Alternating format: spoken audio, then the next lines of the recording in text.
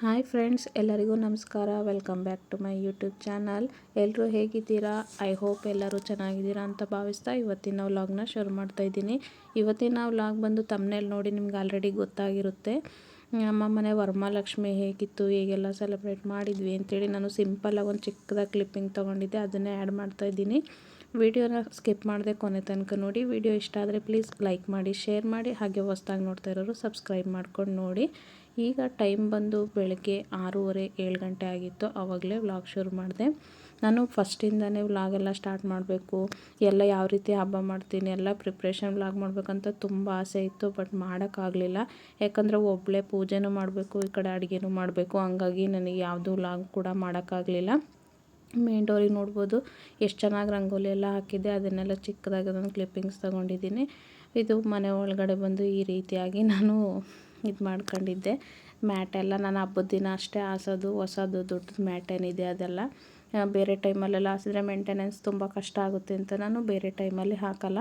ಹಾಗಾಗಿ ಹಾಲ್ ತುಂಬ ನೀಟಾಗಿ ಅರೇಂಜ್ ಮಾಡಿದ್ನಲ್ಲ, ಅದೊಂದು ಚಿಕ್ಕದಾಗಿ ಒಂದು ಕ್ಲಿಪ್ಪಿಂಗ್ ಆ್ಯಡ್ ಮಾಡಿದ್ದೀನಿ. ಹಬ್ಬದ ದಿನ ಅಂತ ಅಷ್ಟೇ ಅಲ್ಲ, ನಮ್ಮ ಮನೇಲಿ ಯಾವಾಗ ನೋಡಿದ್ರೂ ಯಾವ ಟೈಮಲ್ಲಿ ಬಂದ್ರೂ ಇದೇ ರೀತಿಯಾಗೇ ಇರುತ್ತೆ. ನನಗೆ ಅಷ್ಟು ಇಷ್ಟ ಮನೆ ಮೇಂಟೈನ್ ಮಾಡೋದು, ಕ್ಲೀನ್ ಮಾಡೋದು ಅಂದರೆ.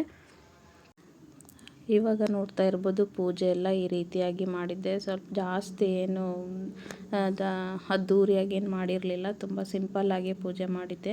ಈ ವರ್ಷ ಸ್ಪೆಷಲ್ ಏನಂದರೆ ನಮ್ಮ ಮನೆಯವರಿದ್ದರು. ನಮ್ಮ ಮನೆಯವ್ರು ಪ್ರತಿ ವರ್ಷ ಡ್ಯೂಟಿಗೆ ಹೋಗ್ತಾಯಿದ್ರು. ವರಮಹಾಲಕ್ಷ್ಮಿ ಹಬ್ಬದ ದಿನ ಒಬ್ಬಳೇ ಎಲ್ಲ ಮಾಡ್ಕೊಳ್ತಿದ್ದೆ ಜೋಡಿಸ್ಕೊಂಡು. ಅವ್ರ ಐಟಮ್ಸ್ ಎಲ್ಲ ತಂದುಕೊಟ್ಟು ಹೋಗಿರ್ತಿದ್ರು.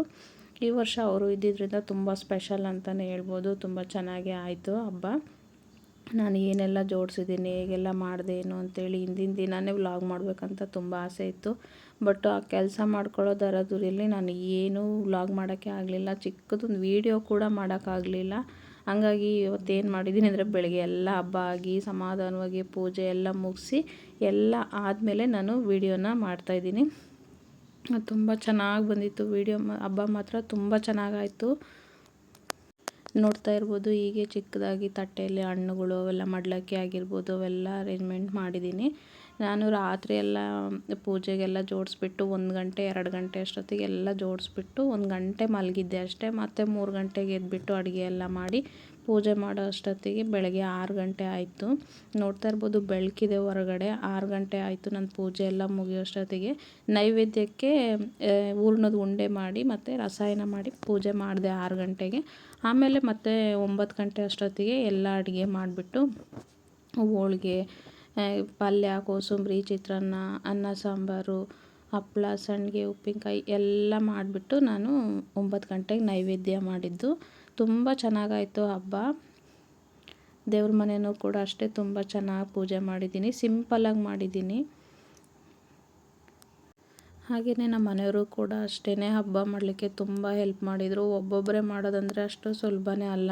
ಒಳಗಡೆನೂ ಮಾಡಬೇಕು, ಅಡುಗೆನೂ ಈ ಕಡೆ ದೇವ್ರ ಪೂಜೆನೂ ಮಾಡಬೇಕಂದ್ರೆ ತುಂಬ ಕಷ್ಟ ಆಗುತ್ತೆ. ಯಾರಾದರೂ ಆಯಿತು ಮನೇಲಿರೋರು ಎಲ್ಲರೂ ಒಬ್ಬೊಬ್ಬರು ಹೆಲ್ಪ್ ಮಾಡಿದ್ರೆ ತುಂಬಾ ಹೆಲ್ಪ್ ಆಗುತ್ತೆ. ನೋಡ್ತಾ ಇರ್ಬೋದು ಇದು ಸಂಜೆ ಕ್ಲಿಪ್ಪಿಂಗ್ನ ಆ್ಯಡ್ ಮಾಡಿದ್ದೀನಿ. ಸಂಜೆ ಪೂಜೆ ಮಾಡಿ ಆದಮೇಲೆ ಒಂದು ಚಿಕ್ಕದಾಗಿ ವೀಡಿಯೋ ಮಾಡಿಕೊಂಡೆ. ಎಷ್ಟು ಚೆನ್ನಾಗಿ ಕಾಣಿಸ್ತಾ ಇತ್ತು ಅಂದರೆ ತುಂಬ ಚೆನ್ನಾಗಿ ಬಂದಿತ್ತು ವೀಡಿಯೋ. ನೋಡಿ ನೈವೇದ್ಯಕ್ಕೆ ಇಷ್ಟು ಮಾತ್ರ ಮಾಡಿದ್ದೆ ಅಷ್ಟೇ. ಅಡುಗೆ ಕೂಡ ತುಂಬ ಚೆನ್ನಾಗಿತ್ತು, ತುಂಬ ರುಚಿಯಾಗಿದೆ, ಎಲ್ಲ ಚೆನ್ನಾಗಿದೆ, ಟೇಸ್ಟಿಯಾಗಿ ಬಂದಿದೆ ಅಂತಂದರು. ನಮ್ಮ ಮನೆಯವರಿಗೂ ತುಂಬ ಇಷ್ಟ ಆಯಿತು. ಹಾಗೆ ನಿಮ್ಮ ಮನೆಯಲ್ಲೆಲ್ಲ ಯಾವ ರೀತಿ ಹಬ್ಬ ಮಾಡಿದ್ರಿ, ಹೇಗೆಲ್ಲ ಸೆಲೆಬ್ರೇಷನ್ ಮಾಡಿದ್ರಿ, ಹೇಗಿತ್ತು ಅಂತೇಳಿ ಕಮೆಂಟ್ ಮಾಡಿ ತಿಳಿಸಿ. ಲಕ್ಷ್ಮಿ ಕೂಡ ಅಷ್ಟೇ, ವರಮಹಾಲಕ್ಷ್ಮಿ ತಾಯಿ ತುಂಬ ಮುದ್ದಾಗಿ ಕಾಣಿಸ್ತಾ ಇತ್ತು.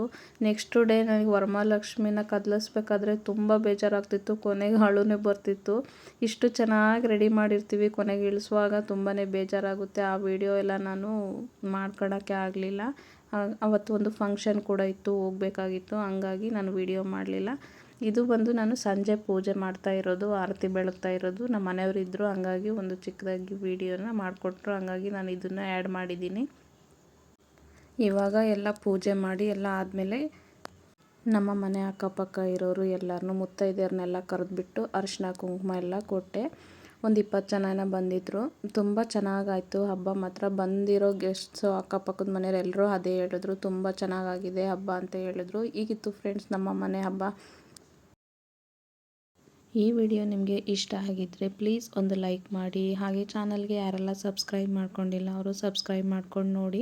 ಹಾಗೆ ಬೆಲ್ಲೈಕನ್ ಕ್ಲಿಕ್ ಮಾಡಿ. ನಾನು ಹಾಕೋ ಪ್ರತಿಯೊಂದು ವಿಡಿಯೋ ಕೂಡ ನಿಮಗೆ ನೋಟಿಫಿಕೇಷನ್ ಬರುತ್ತೆ. ಹಾಕಿದ ತಕ್ಷಣ ವೀಡಿಯೋಸ್ ನೋಡ್ಬೋದು. ಇವಾಗ ನಾನು ವಿಡಿಯೋನ ನೀಟಾಗಿ ಡೀಟೇಲಾಗಿ ತೋರಿಸ್ತಾ ಇದ್ದೀನಿ. ನೋಡ್ತಾ ಇರ್ಬೋದು, ಕಳಸ ಕೂಡ ಹೊಸದು ಈ ವರ್ಷ ತೊಗೊಂಡಿರೋದು. ನಮ್ಮಮ್ಮ ಕೊಡಿಸಿದ್ರು ಬೆಳ್ಳಿ ಕಳಸನ. ತುಂಬ ಅಂದರೆ ತುಂಬ ಖುಷಿ ಆಯಿತು. ಲಕ್ಷ್ಮೀ ದೇವಿ ನೋಡ್ತಾ ಇರ್ಬೋದು, ಕರೆದ್ರೆ ಎದ್ದು ಬರುತ್ತೇನೋ ಅಂತ ಅನಿಸುತ್ತೆ, ಅಷ್ಟು ಚೆನ್ನಾಗಿ ಕಾಣಿಸ್ತಾ ಇತ್ತು. ಹಾಗೆಯೇ ಹಬ್ಬದ ದಿವಸ ನನ್ನ ಫ್ರೆಂಡ್ ಕೂಡ ಬಂದಿದ್ಲು. ತುಂಬ ಖುಷಿ ಆಯಿತು. ಅನ್ಎಕ್ಸ್ಪೆಕ್ಟೆಡ್ ಆಗಿ ಅವಳು ಸಡನ್ನಾಗಿ ಬರ್ತೀನಿ ಅಂತ ಫೋನ್ ಮಾಡಿ ಅವಳೇ ಬಂದಳು, ನನ್ನ ಫ್ರೆಂಡು ದೀಪಾ ಅಂತೇಳಿ. ತುಂಬಾ ಖುಷಿ ಆಯಿತು. ಸುಮಾರು ಹೊತ್ತು ಮಾತಾಡಿಕೊಂಡು ಟೈಮ್ ಸ್ಪೆಂಡ್ ಮಾಡಿದ್ವಿ, ನನ್ನ ಡಿಗ್ರಿ ಕಾಲೇಜ್ ಫ್ರೆಂಡು. ಹಾಗೆಯೇ ಬೆಳಗ್ಗೆ ಪೂಜೆ ಮಾಡಿದಾಗ ನಮ್ಮ ಮನೆಯವ್ರ ಹತ್ರ ಕಂಕಣ ಕಟ್ಸ್ಕೊಂಡಿದ್ದು, ಅವರಿಗೆ ಕಾಲಿಗೆ ನಮಸ್ಕಾರ ಮಾಡಿದ್ದು. ಯಾವುದೇ ವೀಡಿಯೋಸು ಕೂಡ ಇರಲಿಲ್ಲ, ನಾನು ವೀಡಿಯೋ ಮಾಡ್ಕೊಂಡೇ ಇಲ್ಲ. ಇವಾಗ ಅನ್ನಿಸ್ತಾ ಇದೆ ಅದೆಲ್ಲ ವೀಡಿಯೋಸ್ ಇದ್ದಿದ್ರೆ ತುಂಬ ಚೆನ್ನಾಗಿರೋದು ಅಂತೇಳಿ. ನೋಡಿ, ಊಟಕ್ಕೆ ಕೂಡ ಇಷ್ಟೆಲ್ಲ ಮಾಡಿದ್ದೆ ಅಡುಗೆ. ತುಂಬ ಚೆನ್ನಾಗಿತ್ತು ಊಟ ಕೂಡ. ಲಾಸ್ಟಿಗೆ ಇದೊಂದು ಚೂರು ಕ್ಲಿಪ್ಪಿಂಗ್ನ ನಾನು ಊಟಕ್ಕೆ ಹಾಕ್ಕೊಂಡಾಗ ನಾನು ಎಲೆಗೆ ನೈವೇದ್ಯಕ್ಕೆ ಇದೊಂದು ಚಿಕ್ಕ ಕ್ಲಿಪ್ಪಿಂಗ್ನ ತೊಗೊಂಡಿದ್ದೆ, ಅದನ್ನು ಕೂಡ ಆ್ಯಡ್ ಮಾಡಿದ್ದೀನಿ. ನಿಮ್ಮ ಮನೇಲೆಲ್ಲ ಯಾವ ರೀತಿ ಹಬ್ಬ ಸೆಲೆಬ್ರೇಷನ್ ಮಾಡಿದ್ರಿ ಅಂತೇಳಿ ಕಮೆಂಟ್ ಮಾಡಿ ತಿಳಿಸೋದನ್ನು ಮರಿಬೇಡಿ ಫ್ರೆಂಡ್ಸ್. ಇದೇ ರೀತಿ ಮತ್ತೊಂದು ಸ್ಪೆಷಲ್ ವಿಡಿಯೋದೊಂದಿಗೆ ಮತ್ತೆ ಬರ್ತೀನಿ. Bye friends.